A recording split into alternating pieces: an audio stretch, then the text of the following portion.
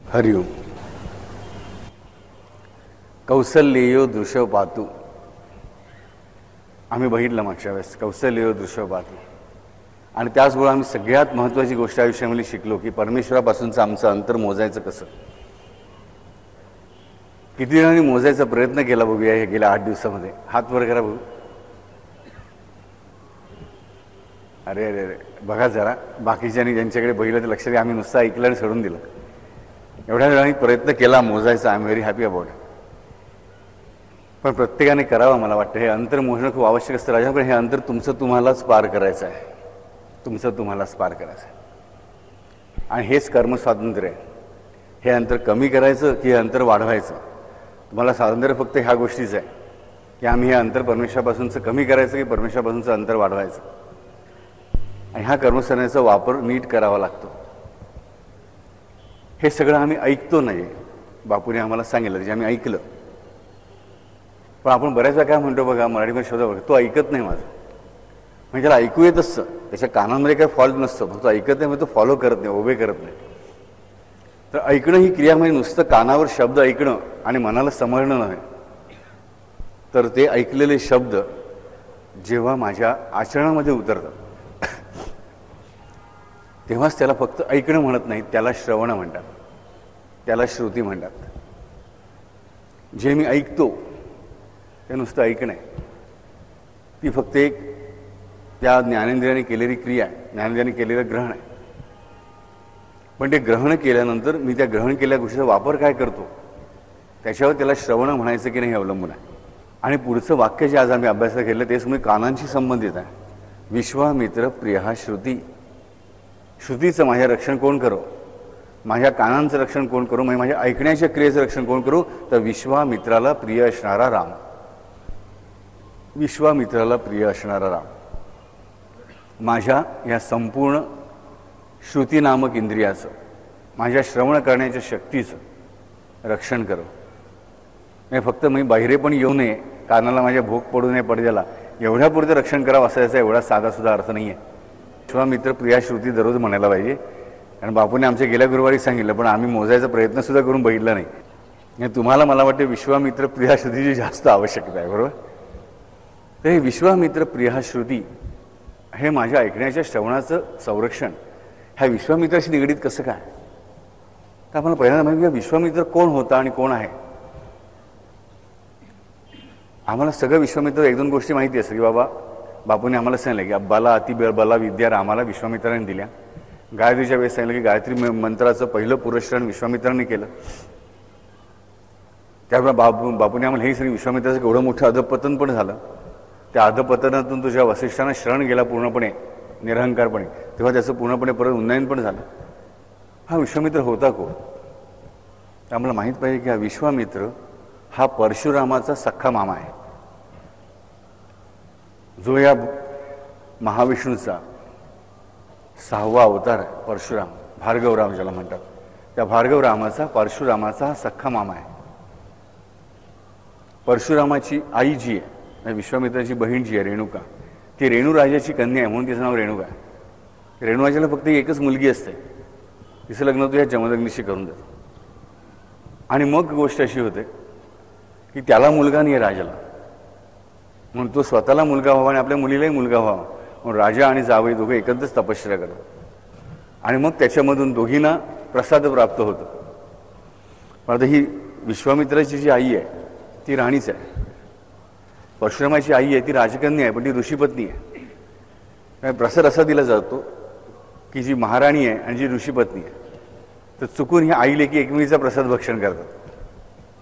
आणि त्यामुळे होतं काय की राजाच्या घरामध्ये विश्वामित्र उत्पन्न होतो की ज्याला वैराग्य येतं.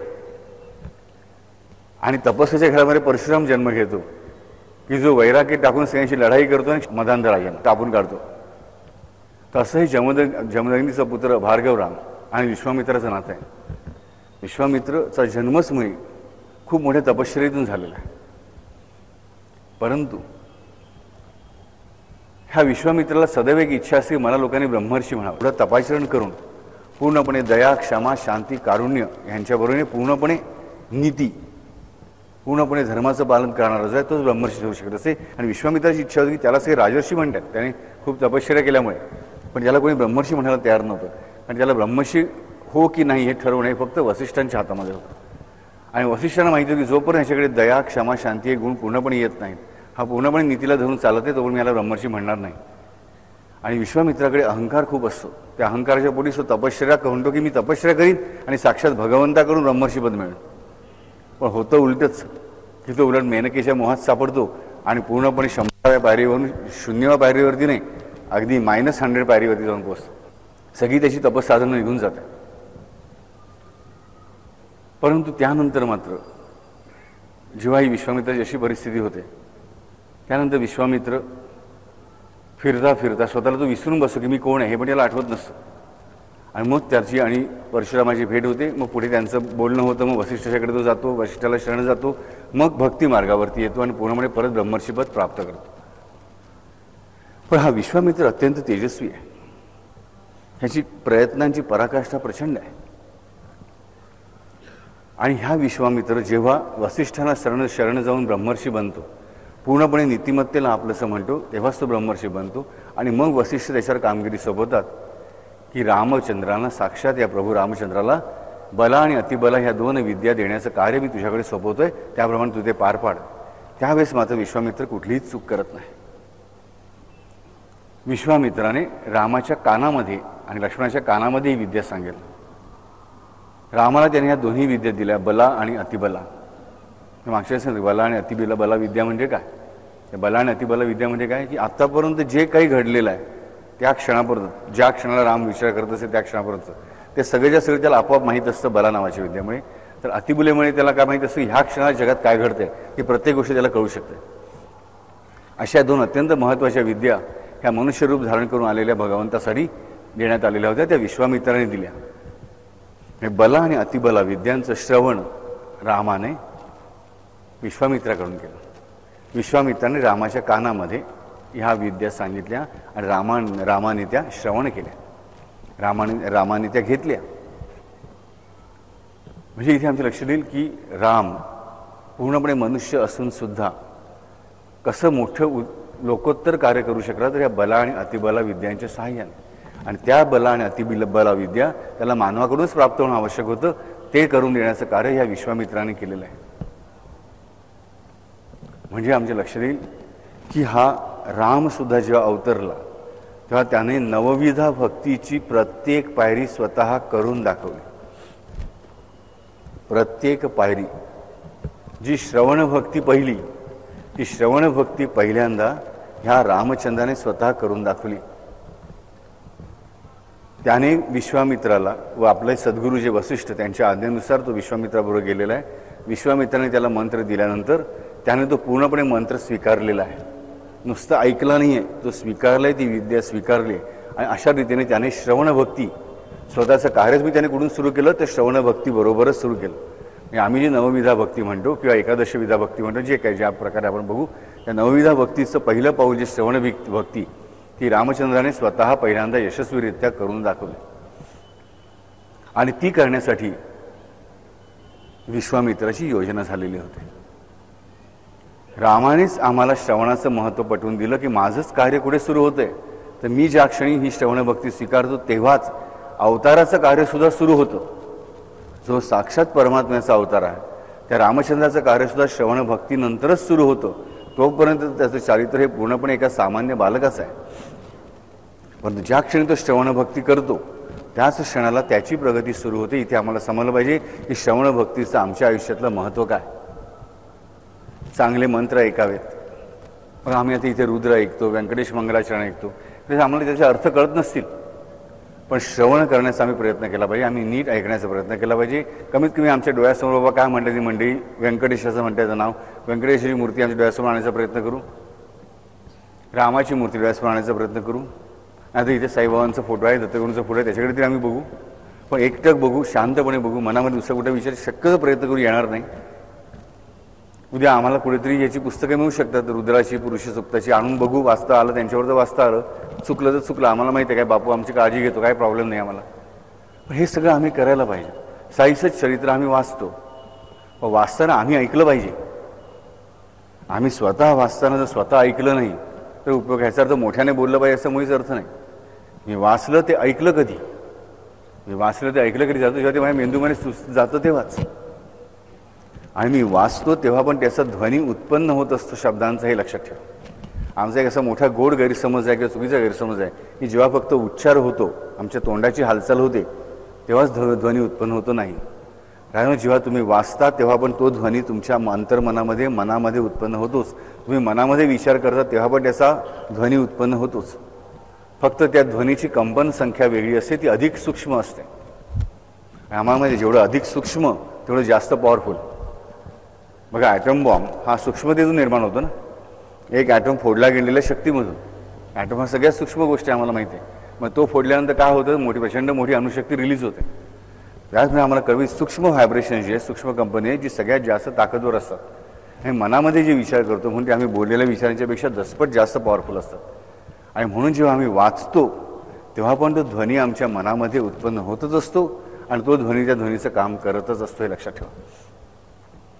आणि म्हणून आम्ही जर साई चरित्र किंवा दासबोध म्हणा, रामायण म्हणा, सुंदरकांड म्हणा, जे काही वाचत असतो ते वाचताना आम्ही ऐकायचा प्रयत्न केला पाहिजे. म्हणजे काय, हे बघा, नाही तर बऱ्याच वेळा असं होतं की आम्ही वाचतो, आम्हाला 10-12 ओळी आमच्या एकदम पुढे गेल्यासारख्या वाटतात.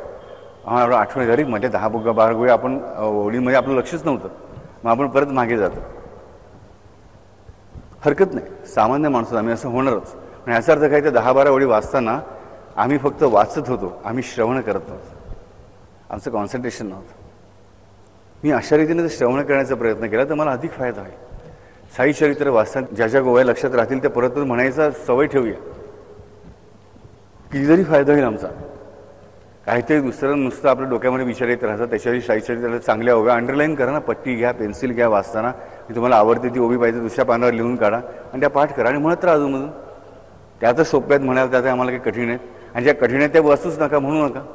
ज्या सोप्या आहेत ज्याचा अर्थ आम्हाला साधासुद्धा कळतो त्या वाचायला काय हरकत आहे, त्या परत परत गुणगुणायला काय हरकत आहे मला सांगा.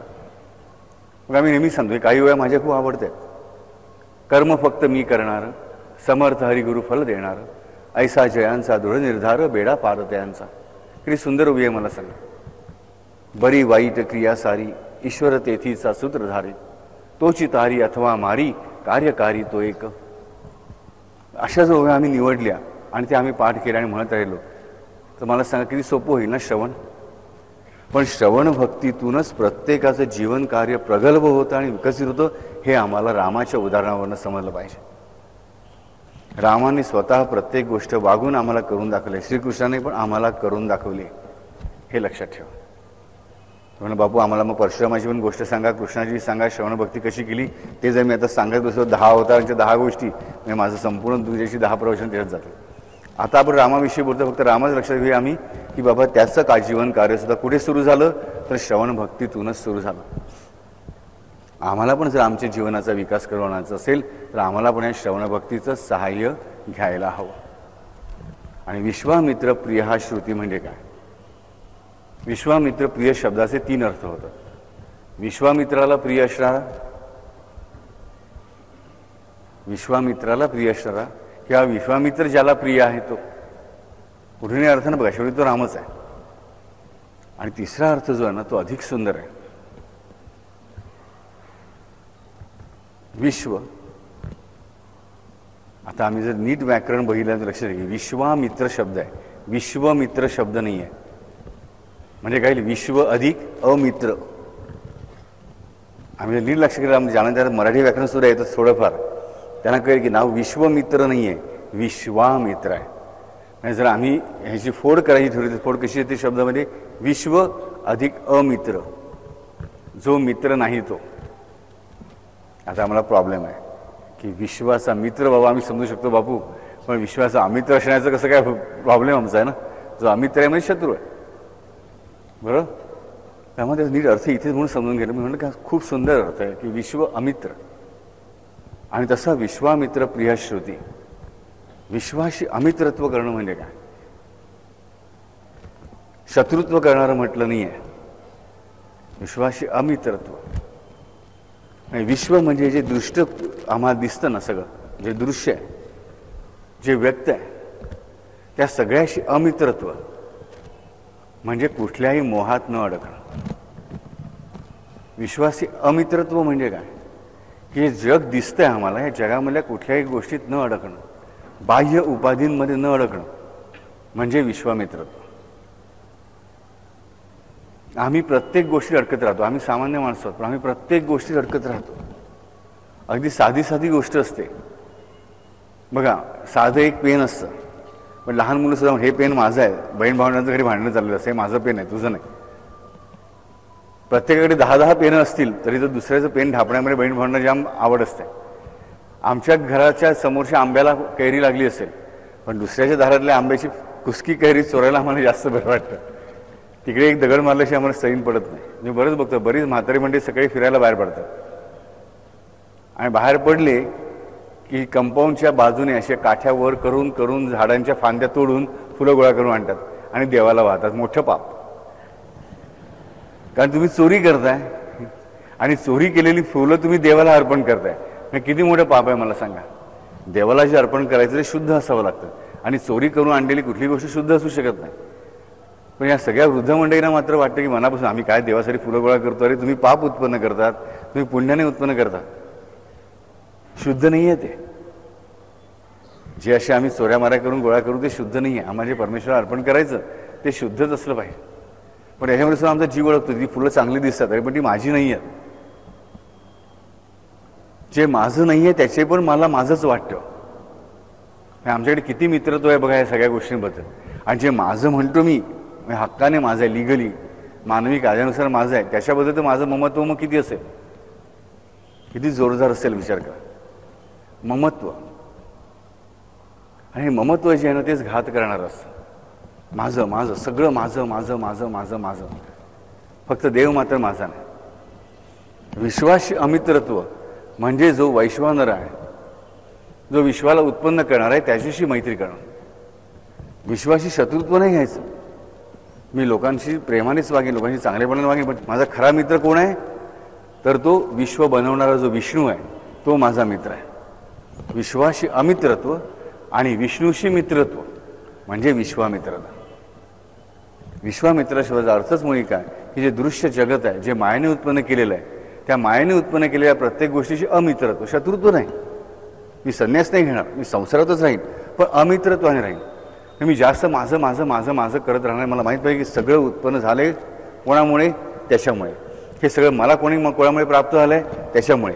हे शेवटी मी सोडून गेल्यानंतर जाताना माझ्याबरोबर काय येणार आहे, दगड पण येणार नाही, आता काही येणार नाही. येणार आहे ते फक्त ह्याची कृपा किंवा अवकृपा. मी दोनच गोष्टी घेऊन जातो जगातून जाताना. काय घेऊन जातो तर त्याची कृपा किंवा त्याची अवकृपा. मला काय घेऊन जायचं याचा विचार केला पाहिजे. मी ज्या पूर्ण जगामध्ये हे माझं ते माझं ते माझं ते माझं माझं माझं माझं माझं करत राहतो. व्यवहारामध्ये ठीक आहे, व्यवहारामध्ये मला प्रत्येकाला माझं माझं करायलाच पाहिजे, परंतु परमेश्वराची भक्ती करताना, त्या परमात्म्याची भक्ती करताना मला माझं मी पण सोडून द्यायला पाहिजे, मला माझं माझे पण सोडून द्यायला पाहिजे, तुझं पण अस्तित्वात यायला पाहिजे. हे जे तुझे पण आहे माझे पण नाही आहे ना, ते म्हणजे विश्वामित्रत्व.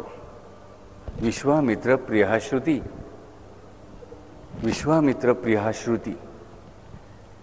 आणि इथे श्रुती म्हणजे काय तर श्रुती स्मृती पुराणोक्त. आम्ही हा शब्द ऐकला असेल आमच्या घरामध्ये. कसली पूजा असते गुरुजीवन म्हणतात, पुरोहित म्हणतात की श्रुती स्मृती पुराणोक्त. आम्ही संकल्प सोडताना म्हणतो की श्रुती आणि स्मृती म्हणजे काय तर आमचं वैदिक वाङ्मय आहे. थोडक्यात सांगायचं ही श्रुती आहे. आणि विश्वामित्र प्रिया श्रुती. वेद म्हणजे ज्ञान. आपण मागे वेद नाव बघितलेलं आहे महाविष्णूचं.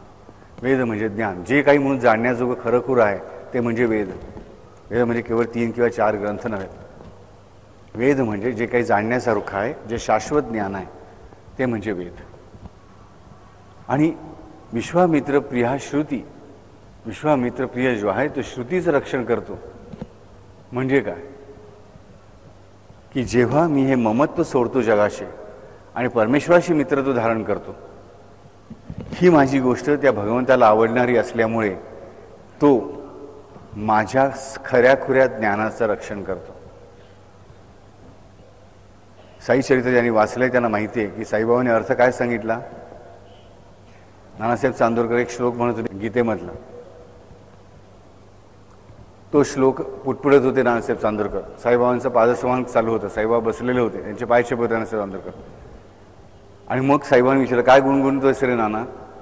आणि सांगितलं गीतेमधला श्लोक म्हणतोय, तद्विधी प्रणिपातेन परिप्रश्नेन सेवया उपदेक्षम ते ज्ञानम ज्ञानीनाच तत्वदर्शन, ज्ञानीनाह तत्वदर्शन.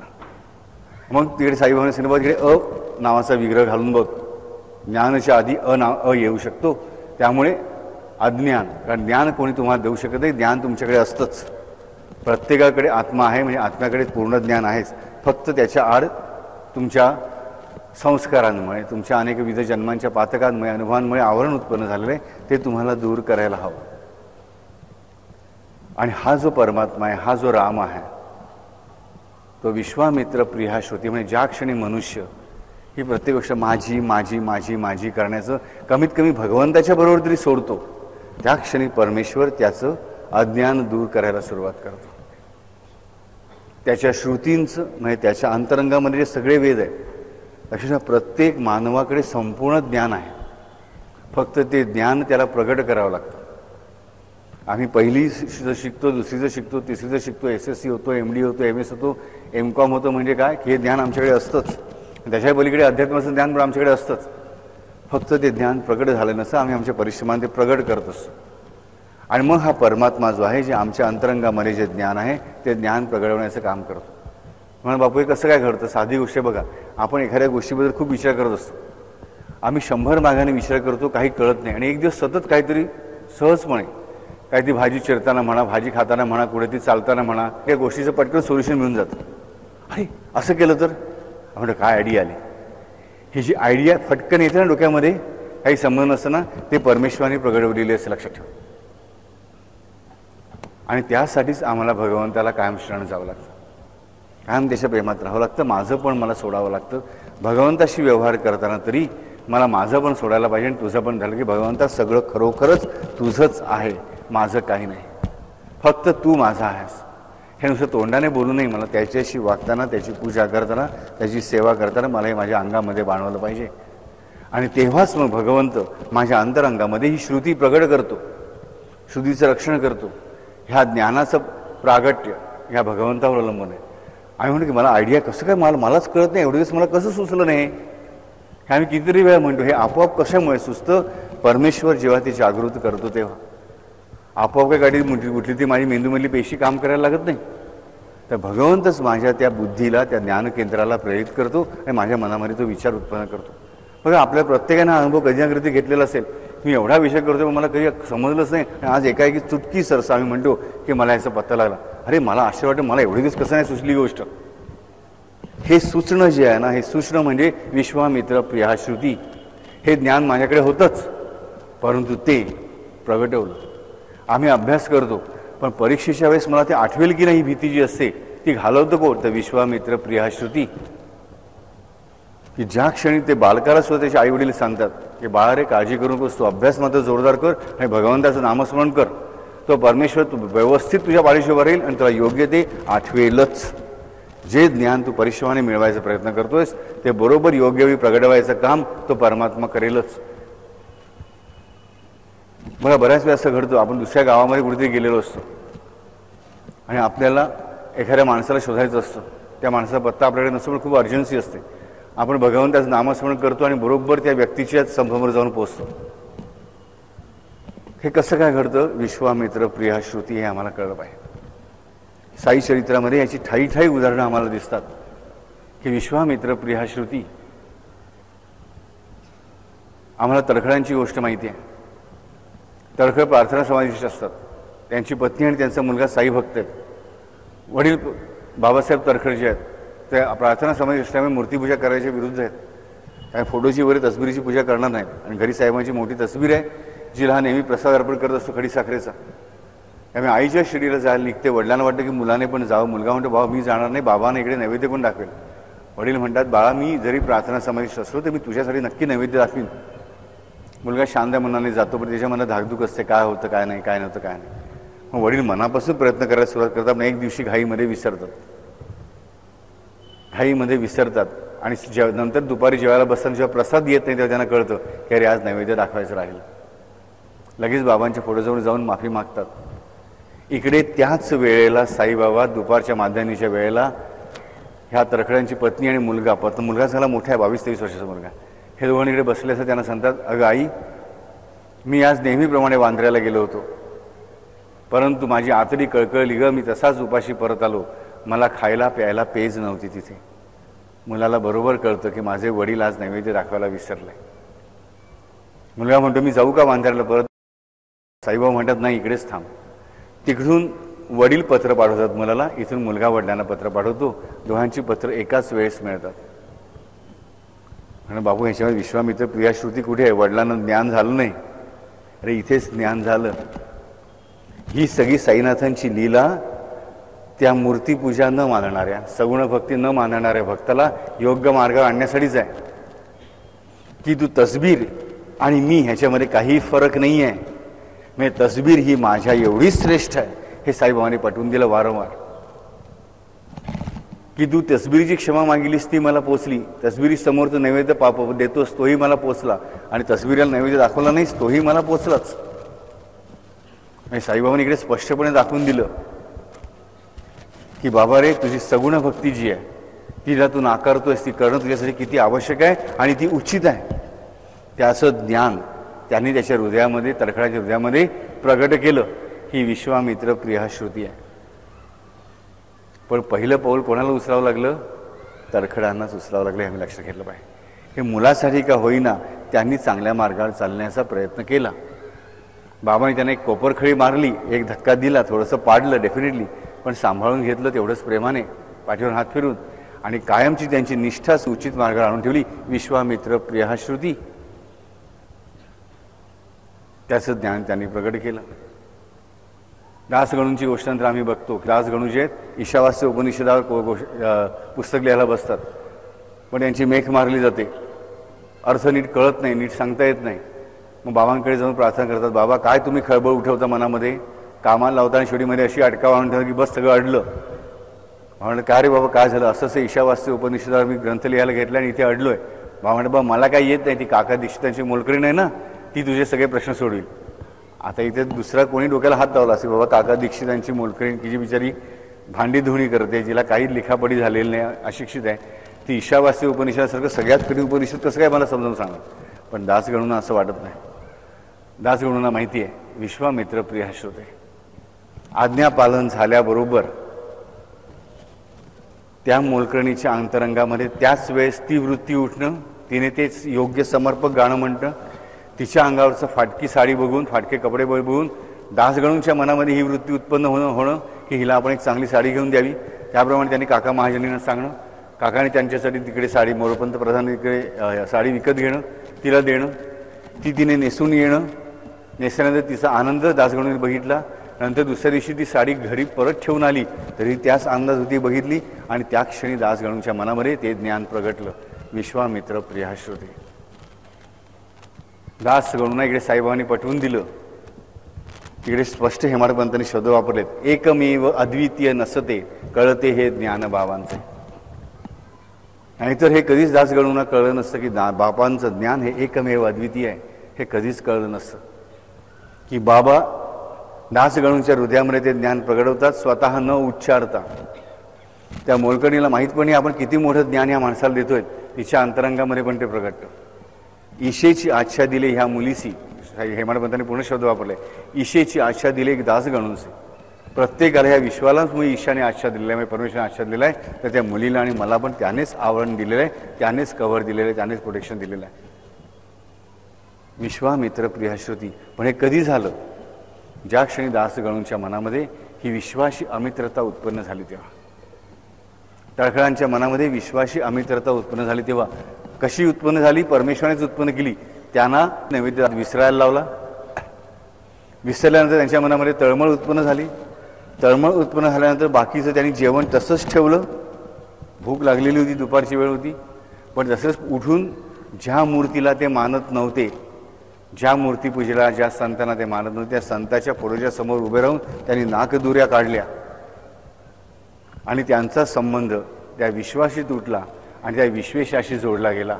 ते विश्वामित्र प्रिया श्रुती त्यांच्याकडे खरं ज्ञान प्रगडलं की बाबा केवळ तिकडे बसले आहे तो बाबा नव्हे, त्या तस्विरीमध्ये आहे तो पण बाबा आहे. ह्याचा अर्थच काय की भगवंताच्या तस्विरीमध्ये भगवंत असतोच. हे अत्यंत महत्त्वाची श्रुती, हे अत्यंत महत्त्वाचं ज्ञान बाबांनी प्रगटविलं. दुसरी गोष्ट आम्ही बघतो बाळाबुवा सुतारांची. भजनी कीर्तनकार आहेत, अर्वाचीन तुकाराम म्हणत असत त्यांना. ते बाबांना भेटायला जातात, त्या बाबा म्हणतात, ते पहिल्यांदाच भेटत असतात बाबांना. बाबा नमस्कार केला, त्या बाबा म्हणतात की अरे 3-4 वर्षापूर्वी आपण भेटलो होतो, तेव्हा तू मला नमस्कार केलात असतो, मला मिळाला. ह्यांना आठवत नाही. आपण त्या बाबांना पहिल्यांदा शिर्डीमध्ये येतोय, बाबा शिर्डीतून कधी बाहेर आलेले नाहीत. मग आपण बाबाने आपल्याला बघितलं कधी? मग त्यांना आठवतं की एकदा आपण 4 वर्षापूर्वी बाबांच्या तस्बिरीला नमस्कार केला होता एका मित्राच्या घरी. ह्याच्यानं कळलं की आपल्या मनामध्ये तो भाव होता, ही तस्बीर आहे, पण ती तस्बीर नाही, ते साक्षात साईबाबाच असतात. हे ज्ञान त्या अर्वाचीन तुकाराम म्हणायला जाणाऱ्या मोठ्या सुप्रसिद्ध कीर्तनकाराच्या मनामध्ये पण प्रगटवलं. कोणी प्रगटवलं? बाबांनी प्रगटवलं. कधी? जेव्हा हे बाळाबुवा सुतार बाबांच्या समोर बाबांची सेवा करण्यासाठी, कीर्तन करण्यासाठी शिर्डीत दाखल झाले, तेव्हा विश्वामित्र प्रिया श्रुती हे आम्हाला कळलं पाहिजे. साई चरित्रामध्ये ठिकठिकाणी उदाहरण आहेत की विश्वाशी अमित्रत्व घेतल्यानंतर कसं ज्ञान प्रगटलं.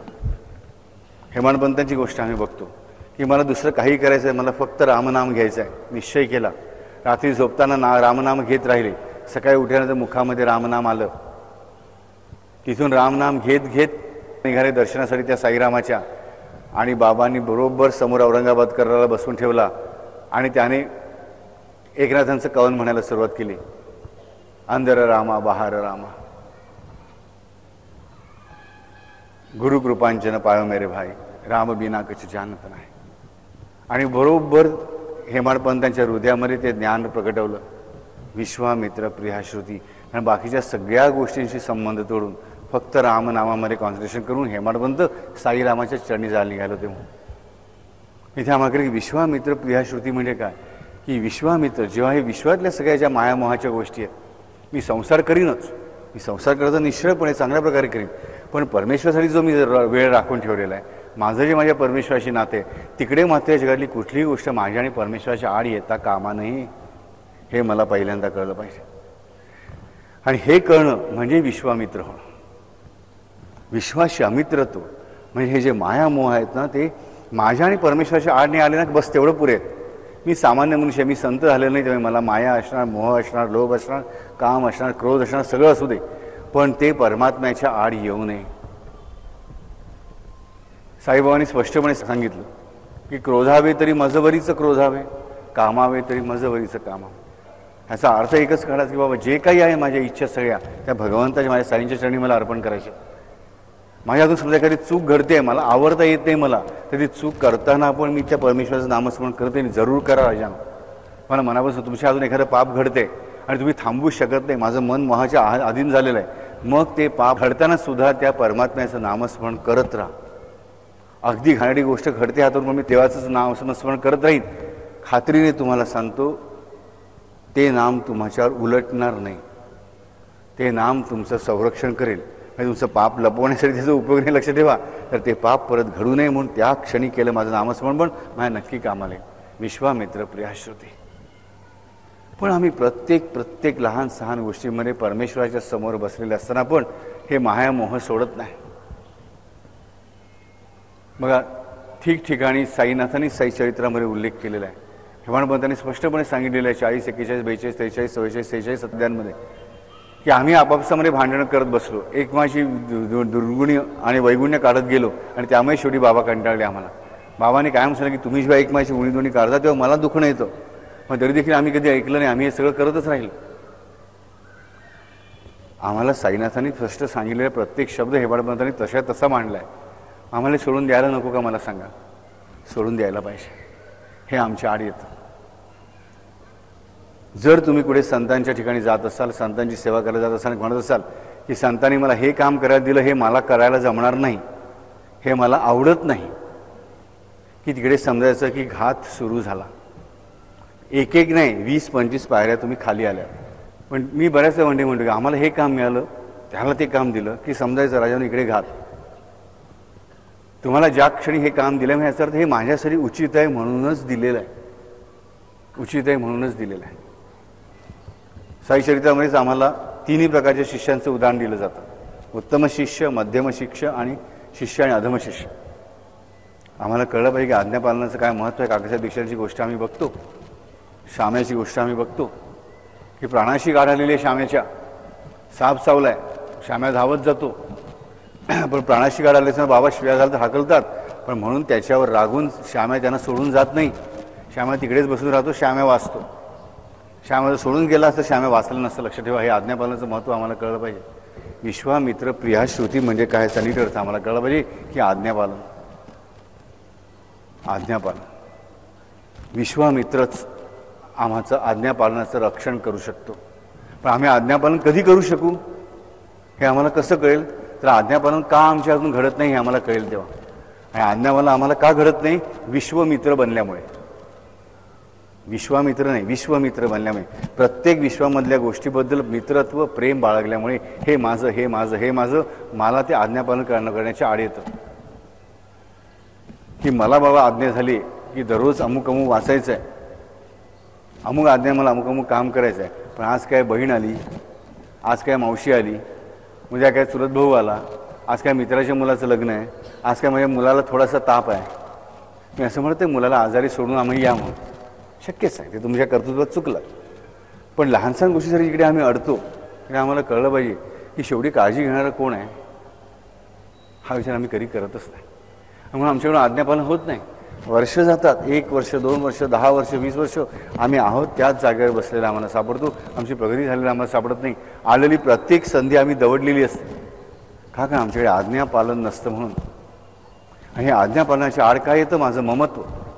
मला हे ममत्व सोडून द्यायला पाहिजे. परमेश्वराच्या माझ्या आड येणार नाही एवढंच ममत्व ठेवायचं. मी तुम्हाला मुळीच म्हणत नाही संन्यस्त व्हा, विरागी व्हा, मुळीच म्हणत नाही मी तुम्हाला मनापासून सांगतो. वैराग्य सुंदरच गोष्ट आहे. कोणाला खरं वैराग्य आलं तर ते उत्कृष्टच आहे. परंतु जोपर्यंत त्यामध्ये जमत नाही तोपर्यंत जमत नाही. म्हणजे फुगडे भागवे कपडे घालून फिरण्यात काय अर्थ आहे मला सांगा.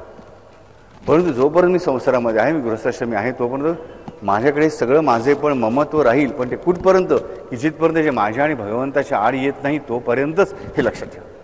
ज्या क्षणी ते माझ्या आणि परमेश्वराच्या आड आले त्या क्षणी ते मला कापून टाकता आलं पाहिजे. आणि हे जो कापून टाकू शकतो ना तोच आयुष्यामध्ये यशस्वी होतो, यशस्वी होतो. मला सांगा एखादी व्यक्तीला पॅरालिसिस होतोय, 200 नातेवाईक धावत आले तर ते थांबवणार त्याचं पॅरालिसिस नाही. तिकडे एक तर डॉक्टर यायला पाहिजे आणि दुसरं तो भगवंतून उभा राहायला पाहिजे की थांबा पॅरालिसिसला. त्या विषयाला ज्याप्रमाणे साईबाबांनी सांगितलं, चल भटुड्या थांब, जा खाली उतर, चल निघ, जा खाली उतर. हा पंचाक्षरी मंत्र बाबांनी म्हटला. तो बाबा यायला पाहिजे की तो डॉक्टर ते यायला पाहिजे ते धावून, तर माझी सुटका होणार आहे. 2000 नातेवाईकांनी जमा होऊन काय होईल, काहीही होणार नाही हे मला कळलं पाहिजे. ह्याच्यात मी नातेवाईकांशी मित्रांशी फटकूनपणे वागेन असं मी करतो नाही, पण त्यांच्यापेक्षा जास्त माझं संरक्षण करतात तो आहे हे मला कळलं पाहिजे.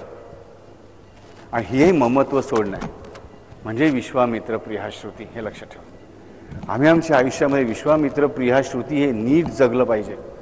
पण हे करत नसल्यामुळेच आमच्या आयुष्यामध्ये सगळे प्रॉब्लेम्स उभे राहतात. हा माझा, तो माझा, हे माझं, ते माझं, ते माझं, ते माझं.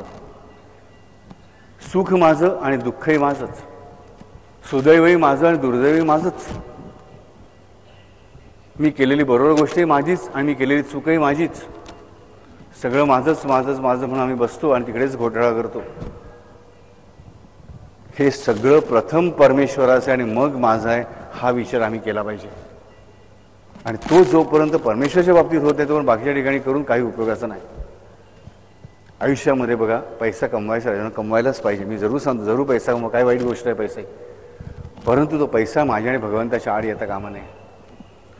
देवळात गेल्यानंतर मी 200 रुपये अर्पण केले किंवा पुढे देणगी दिली संस्थेला, तर ती मी परमेश्वराला देणगी देत नाही आहे. त्याला शब्द देणगी जरूर असेल हे पहिल्यांदा माझ्या स्वतःच्या मनाला पटलं पाहिजे. मी बऱ्याच वेळा शब्द ऐकतो की आम्ही खूप दानधर्म करतो. म्हणजे काय, तर बाबा मी परमेश्वर देवळामध्ये जाऊन 200 रुपये देतो, 500 रुपये देतो, तो दानधर्म नाही आहे. जो आम्हाला सगळं पुरवतो त्याला आम्ही काय दक्षिणा देणार. आणि दक्षिणा देणार आम्ही कोण मला सांगा. ही एवढी मोठी पृथ्वी, ह्या पृथ्वीत आमच्या अस्तित्वाला काय किंमत आहे मला सांगा? एका बिंदू एवढी. आणि ही पृथ्वी त्या आकाशगंगेमध्ये बिंदू एवढी आहे. आणि या पृथ्वीची आकाशगंगा अख्ख्या विश्वामध्ये त्या बिंदूपेक्षाही लहान आहे. हे आमचं अस्तित्व किती क्षुद्र आहे. हे एक क्षुद्र अस्तित्व त्या अखंड अनंत अस्तित्वाला काय दान देणार आहे? काही देऊ शकत नाही. आम्ही काय देऊ शकतो? फक्त की जे अनंत आहे ते म्हणजे प्रेम. तुम्ही देवीला साडी द्या, देवाला सगळं द्या. गीतेमध्ये स्पष्टपणे कृष्णाने सांगितलंय, पत्रम पुष्पम जे काही तुम्ही मला द्याल ते मी प्रेमाने स्वीकारीन.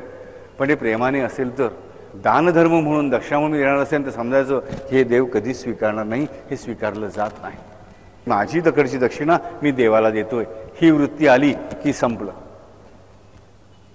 ही वृत्ती आली की संपलं. देवा मी तुला काहीच देऊ शकत नाही. मी तुझ्याकडेच उलट मागतोय की मला तुझी भक्ती दे.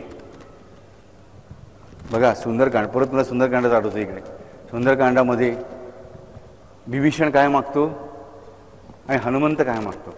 दोघेही रामाकडे फक्त त्याची भक्तीच मागतात. लक्षात ठेवा. दोघेही फक्त म्हणतात, विभीषण म्हणतो की शिवाला प्रिय असणारी तुझी भक्ती मला दे. तर हनुमंत म्हणतो अनपायन तुझी अविनाशी भक्ती मला दे.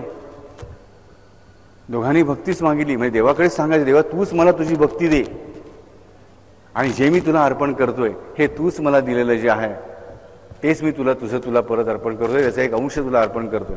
तू मला एवढा मोठा देह दिलास, मी फक्त माझे 2 हात जोडून तुला अर्पण करतोय आणि माझं मस्तक तुझ्या चरणी अर्पण करतोय. मी सगळं तुला देऊ शकत नाही. ती माझी तुला काही देण्याची कॅपॅसिटीच नाही. अगदी अख्खं घर दार सगळं त्या विठ्ठलाच्या चरणी अर्पण केलं ना, त्या दत्तगुरूच्या चरणी अर्पण केलं तरी लक्षात ठेवा, सांगितलं हेच माझ्या मनात विचार पाहिजे की हे मी परमेश्वराला देत नाहीये.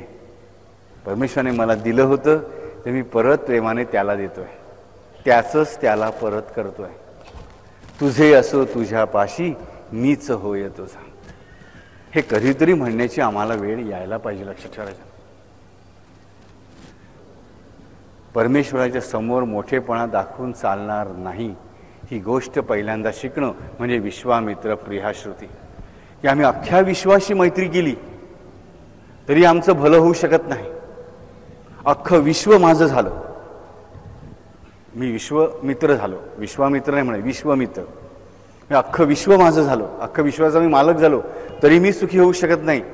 तर उलट मी जेव्हा विश्वाचा अमित्र होईन आणि त्या विष्णूचा मित्र होईन तेव्हा मात्र मी खरोखरच सुखी होईन हे मला कळलं आहे.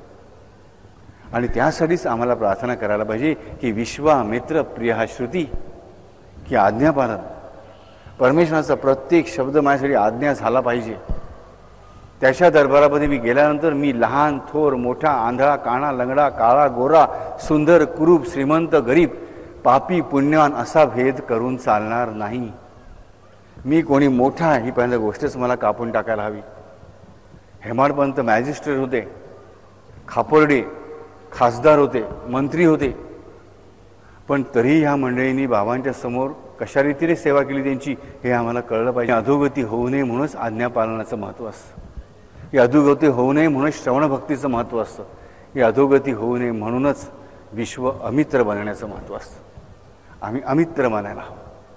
हा माया मोह कमीत कमी माझ्या आणि भगवंताच्या आड येणार नाही एवढी काळजी मला नक्की घ्यायला पाहिजे. माझ्या एरवीच्या संसारामध्ये मला माया असेल, मोह असेल, लोभ असेल, सगळं असेल, पण भगवंताशी बरोबर असताना मात्र माझा कुठलाही मोठेपणा, माझा अहंकार, माझेपणा, ही वस्तू माझी आहे, हा पैसा माझा आहे, हे शर्ट माझं आहे, नाही, सगळं त्याचं आहे हे मला त्याच्याशी तरी नीट सांगता आलं पाहिजे 108%. आणि हे जर झालं तरच विश्वामित्र प्रियाश्रुती, माझ्या श्रुतींचं संरक्षण तो विश्वामित्र प्रिय असणारा राम नक्की करेल आणि करतोच. ज्या आयडिया सुसीमुळे आम्ही चुटकी वाजवतो ती चुटकी वाजवायची पण गरज होणार नाही. असं चुटकी सरशी आमचा प्रश्न सुटलेला असेल. मात्र त्यासाठी मला माहीत पाहिजे की तो भगवंत श्रुतीचं रक्षण कधी करतो, जेव्हा मी विश्वामित्र बनतो. तेव्हा मी विश्वाशी अमित्रत्व करून, शत्रुत्व नाही पण अमित्रत्व, 4 हात लांब 2 हात जवळ, आणि भगवंताशी मात्र पूर्णपणे पायाशी. तिकडे 4 हात लांब नाही, तिकडे मात्र पायाशीच. तिकडे मी सदैव पायाशीच आणि इतर विश्वापासून 4 हात लांब आणि 2 हात जवळ राहील. तेव्हाच विश्वामित्र प्रिय श्रुती ही श्रुती माझ्या आयुष्यामध्ये खरी होईल. हरिओम.